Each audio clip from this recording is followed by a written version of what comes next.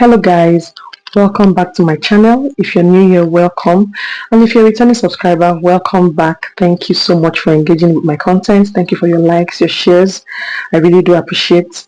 So recently, under my video on Post-ITA documents, I think I did a last video on Post-ITA, the documents you need to submit after your Post-ITA. Somebody asked a very important question, and I'm going to read it. She was asking about letters of explanation, especially when it comes to employment gaps, marriage, childbirth, and other life events. I'll put the question on the screen for you guys to see. But instead of answering just this question alone, I decided to talk about other common post-ITA mistakes that people make around documentation because they are all connected somehow. Now, what is a letter of explanation? First, let's clarify something. A letter of explanation is not compulsory. It's not compulsory. It's not a compulsory document for everybody, and it's not something to fear. It's simply a document that helps the immigration officer to understand your application better, especially when something does not follow a straight line. I hope this clarifies that because just think of it as a context, not a justification. For example, if there are employment gaps, the letter of explanation is just there to explain why there was a gap, what was going on during that gap. It's only when there's a silence that it raises a red flag, or it raises like an alarm, and they want to know what happened here. Why didn't you tell us what happened between here? So imagine that you are an immigration officer, you are going through your documentation, those things that you feel like the officer would want to know why. If you feel like when you're submitting this, you're like, don't you I hope they will not ask about the birth certificate of the child, marriage certificate of, or they will not ask about this, or they will not ask about why this money entered here today. Give a proper letter of explanation, explain it properly. That's when you need a letter of explanation. So if there is a gap, to the question that my subscriber asked, if there's a gap between graduation and employment, one job and another, or a long period of inactivity, it's advisable to include an LOE. That's a letter of explanation. Just include it, explain what happens then. Do you understand? Just explain, just short. Don't give too much personal information. Structure it. It should be very short, straight to the point, and ensure that it addresses the supposed the concern, so to speak. So it could include marriage, pregnancy and childbirth, childcare, family responsibilities, skills acquisition or self-development. It's possible that you were off work for a while because you wanted to go acquire a skill. You can write a letter of explanation to justify, like explain that, right?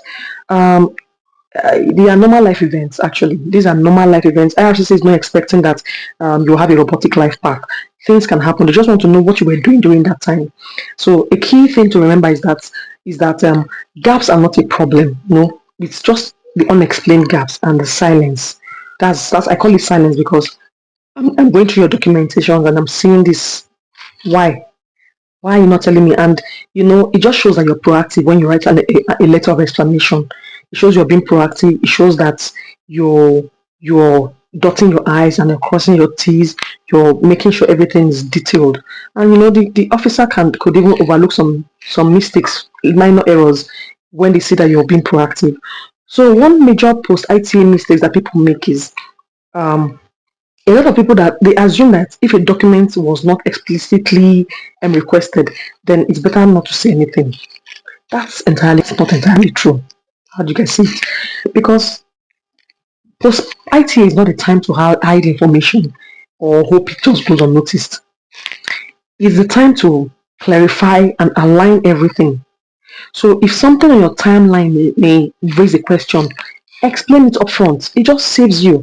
Now, I'm going to give you an example of my own case. I had letter of explanations in so many instances.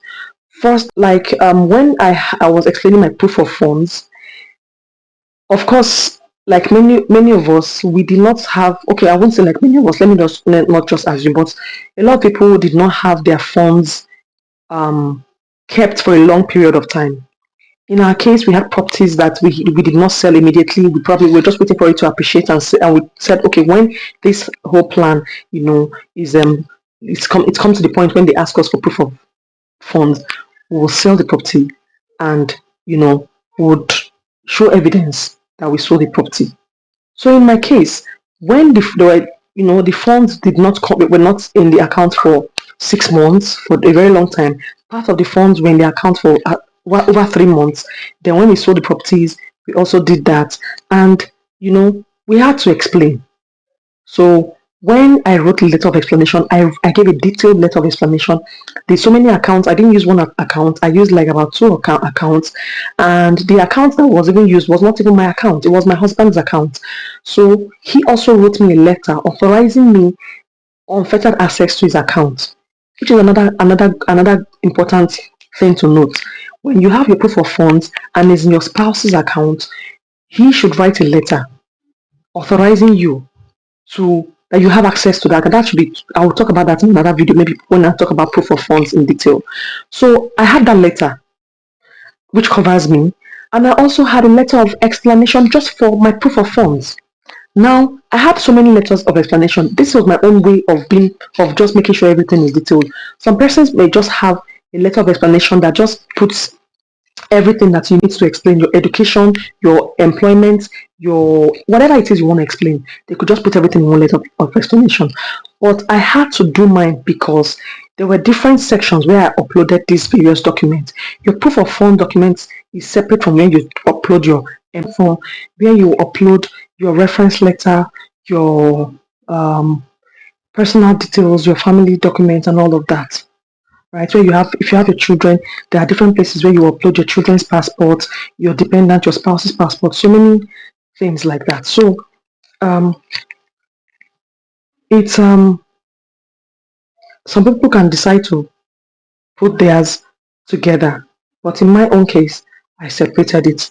I explained every gap. I explained every discrepancy. Not really discrepancy, but like another example is for my reference letter, I did not get they did not state the amount of my salary.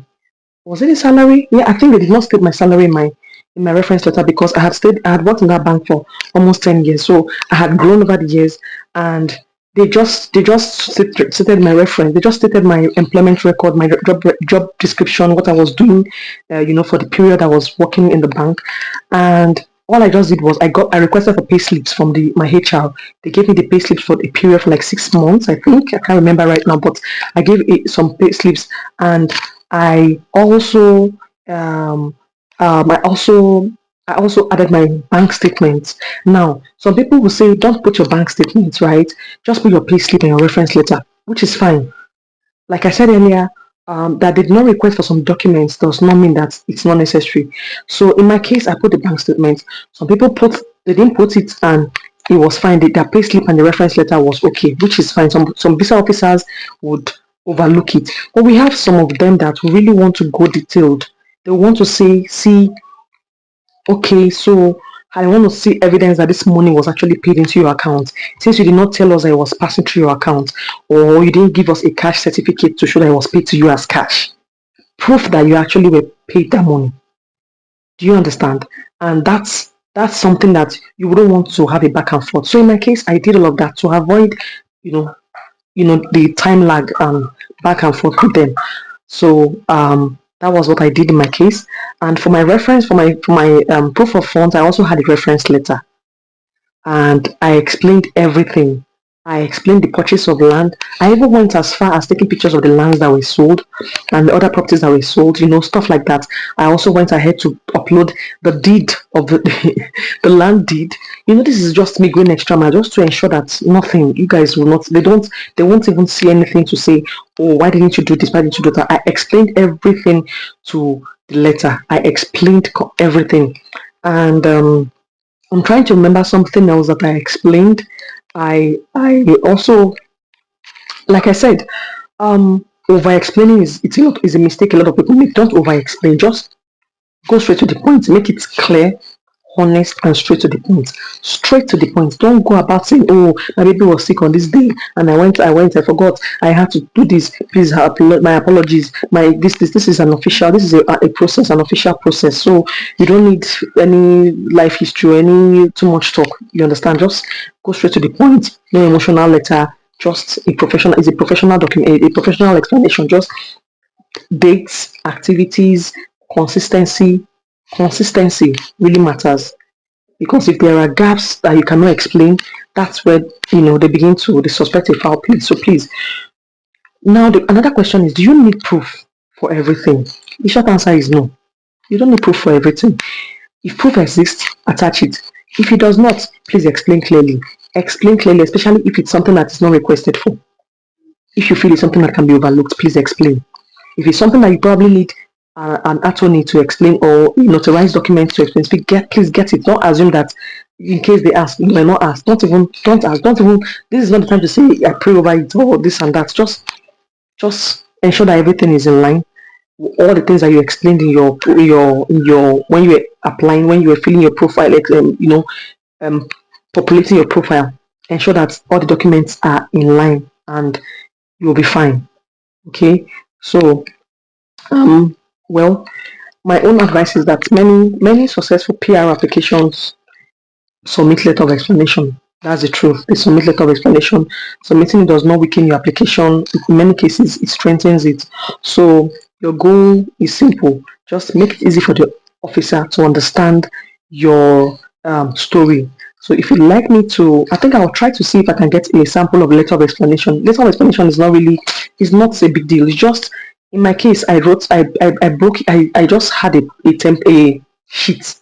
I just wrote letter of explanation, proof of fund, blah, blah, blah, blah, blah.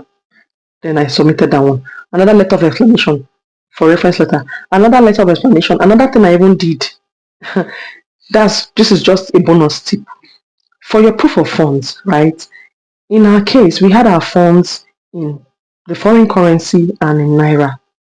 So what I did was I went to xe.com. That's the site that I know that from the group where I belong to. That's the site where you can just convert, as at the day you're submitting your application, convert the rates, convert the exchange rates at that time. From if you're in Nigeria, just convert it and see the equivalent. Have a table. Just put the amount you have in your account and put the equivalents in Canadian dollars, so that they see how much you have as proof of fund.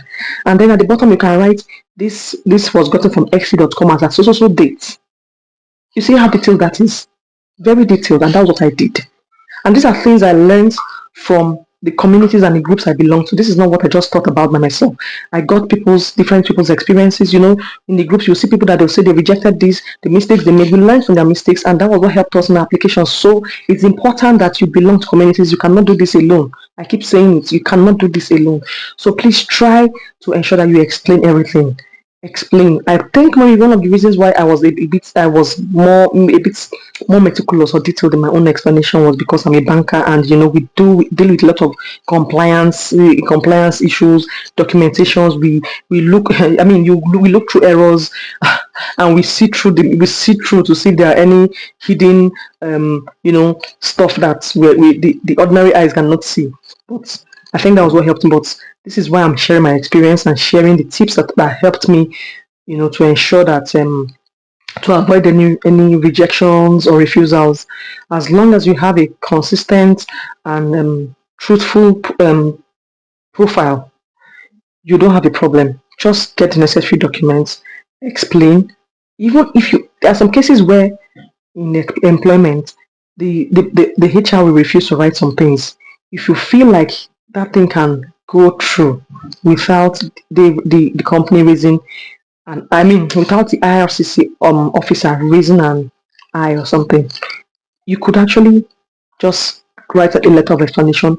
Maybe put a screenshot of the mail that you sent to the HR, and the HR says they cannot provide that. Stuff like that. Do you understand? So I think that'll be all for today. That'll be all for today. If you've stayed up until this very moment and you have not subscribed, please, what are you waiting for? click on that subscribe button. Please just click on it. Click on it. Just tap, tap, tap, tap. Click on it, turn on your post notification bells. I have a whole lot of content to share with you. I have a lot of topics to share with you. Please, if you have any questions, if you have anything you want me to talk about, please put it down in the comment section. I really appreciate you guys. Thank you so much for your engagement. Thank you for supporting me. Thank you for sharing. Your constant engagements and your comments, your likes, motivate me to bring more content your way. And until I come your way next time, my name is Cynthia, and bye. In me. Welcome to Alija's diary. This is my diary. Alija.